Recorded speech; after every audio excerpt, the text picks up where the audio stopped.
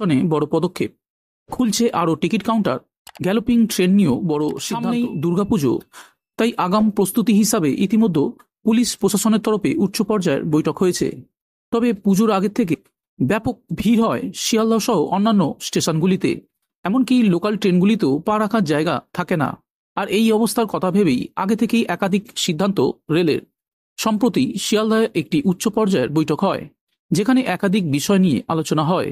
পুজোর দিনগুলিতে যাত্রী স্বাচ্ছন্দ্য এবং নিরাপত্তার দিকটি খতিয়ে দেখতেই এই বৈঠকে একাধিক সিদ্ধান্ত নেওয়া হয়েছে রেলের তরফে। এতে যাত্রীদের অনেকটাই সুবিধা হবে বলে আরও টিকিট কাউন্টার খোলার সিদ্ধান্ত নেওয়া হয়েছে।